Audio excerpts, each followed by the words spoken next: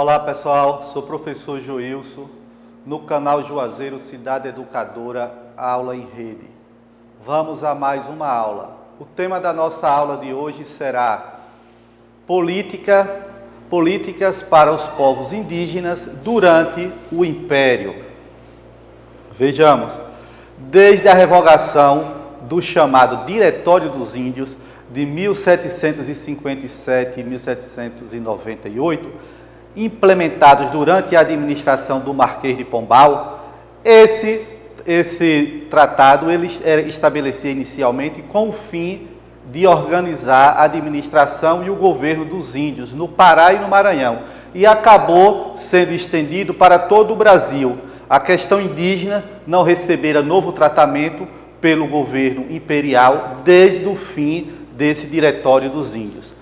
A questão indígena mais sensível no Brasil sempre esteve relacionado às demarcações de terra, que vão beneficiar principalmente comunidades tradicionais e historicamente marginalizadas, como é o caso da comunidade indígena e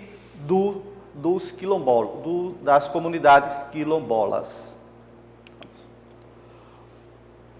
Vejamos, após a extinção do Diretório dos Índios, em 1798, não houve qualquer regulamentação para o tratamento da questão indígena.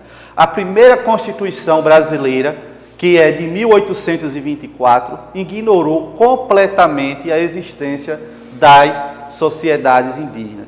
Embora ocorressem discussões sobre a tutela dos povos indígenas no primeiro reinado, que vai de 1822 a 1831, não houve políticas de Estado sistematizada para os índios. Políticas para os povos indígenas durante o Império só vai ter, de fato, no segundo reinado. É no segundo reinado que é aprovado os primeiros documentos legais sobre os povos indígenas.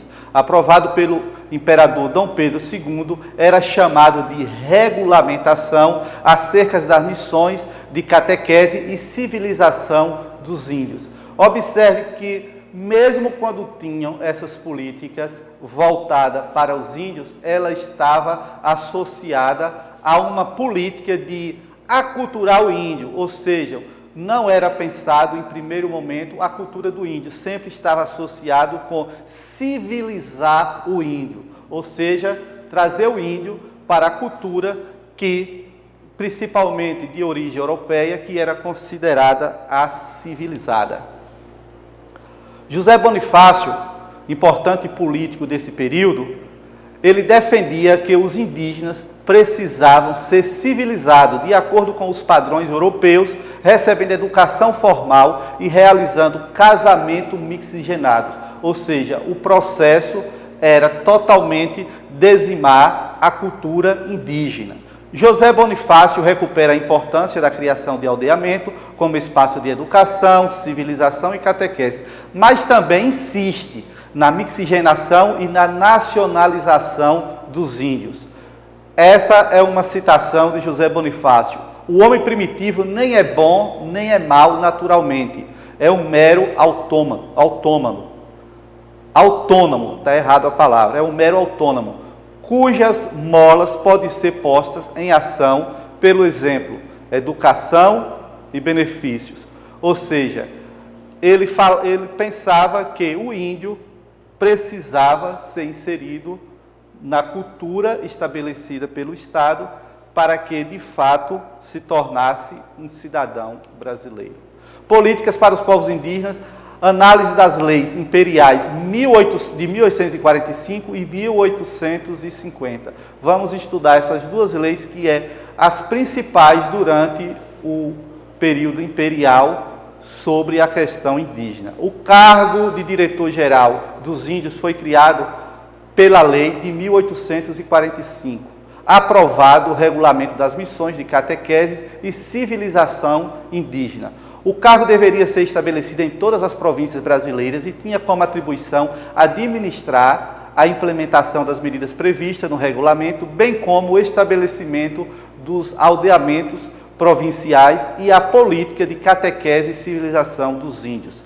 Seus objetivos eram, primeiramente, pôr fim aos choques armados nas áreas de expansão da sociedade nacional e, segundo objetivo, a questão da destinação das terras indígenas.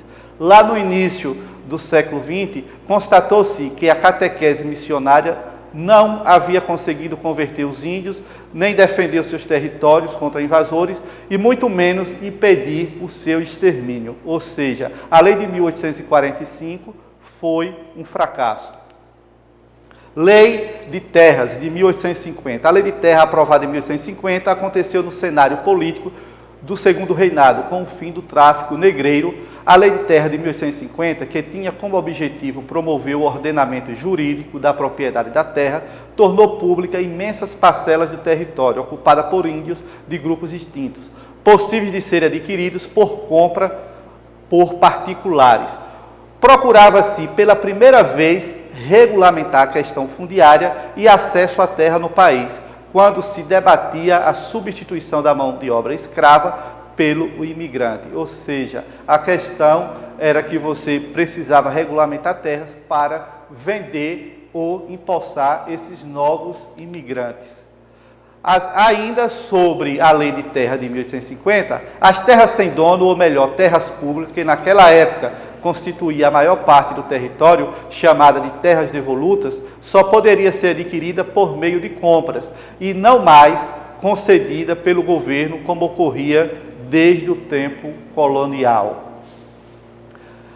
Essa lei de terra de 1850, que tinha como objetivo promover o ordenamento jurídico da propriedade da terra, tornou pública imensas parcelas do território ocupado por índios de grupos distintos, passíveis de serem adquiridos por compra ou particulares. Ou seja, a lei de terra foi altamente prejudicial para a causa indígena, uma vez que eles não estavam inseridos nesse processo e quem vinha de fora podia comprar terra que desde sempre era povoada pelos índios. E a lei da terra não previa isso.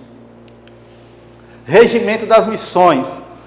O modelo que vigorou após o regimento das missões associou catequese e civilização e integrou o projeto de construção da nação brasileira, onde não caberia as pluralidades étnicas e culturais indígenas. Os regimentos das missões foi a base legal da política indigenista empreendida pelo governo imperial em todo o território nacional, vigorando até a queda do regime monárquico, que aconteceu em 1889.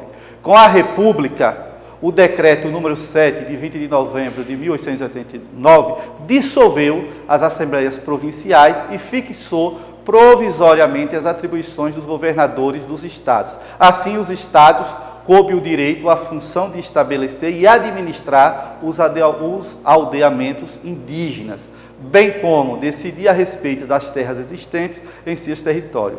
Só quando a República atingiu a maioridade, em 1910, foi criado o Serviço de Proteção aos Índios. Esse Serviço de Proteção aos Índios, que já no regime ditatorial, após 1964, vai ocorrer um grande escândalo sobre pessoas que trabalhavam nesses serviços que eram para proteger os índios e ocorreu verdadeiros massacres com a comunidade indígena. E vamos ao desafio da aula. Por que podemos afirmar que a Lei de Terra de 1850 foi prejudicial para a causa indígena? Vão lá no portal e resiste a sua resposta.